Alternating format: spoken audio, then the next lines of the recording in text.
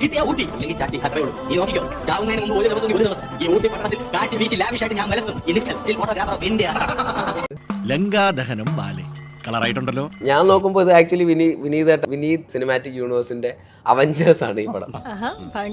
Basic ഇടയ്ക്കിടയ്ക്ക് പറയുന്നു അത് അവഞ്ചേഴ്സ്, ഇത് അവിഞ്ഞഞ്ചേഴ്സ്. കയ്യിലുള്ള കഥകളുടെ സ്റ്റോക്ക് കഴിഞ്ഞപ്പോൾ ഇനി ഞാൻ ഇന്റർവ്യൂവിൽ എന്ത് പറയുമെന്ന് ഓർത്ത് ടെൻഷൻ അടിച്ചിട്ടുണ്ട്.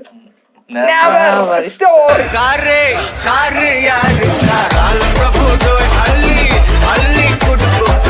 എപ്പോഴെങ്കിലും നമ്മുടെ സെലിബ്രിറ്റി ക്രിക്കറ്റിന്റെ പരിപാടിയിലോ എപ്പോഴെങ്കിലും ഓർത്തിട്ടുണ്ടോ ഒന്ന് കളിക്കാൻ ഒരു ആഗ്രഹം?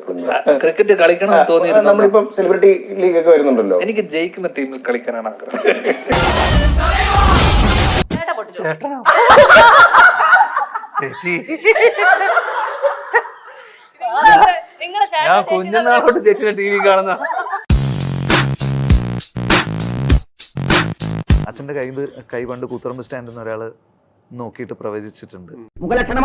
അതായത് നിങ്ങൾ കലാരംഗത്ത് വരും, 3 കാര്യങ്ങൾ ചെയ്യും.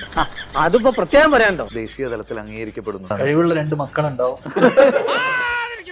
ഉറങ്ങില്ല. അതിൽ ഒരുത്തനൊരു മണ്ടനായിരിക്കും. അതാണ് 3 കാര്യം.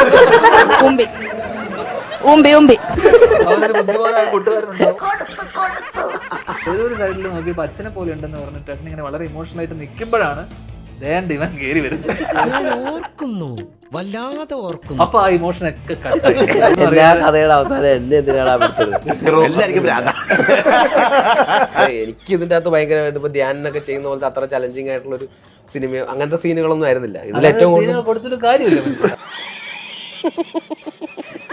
ഞാൻ നിന്നെ ചലഞ്ചിങ് എന്ന് പറഞ്ഞു.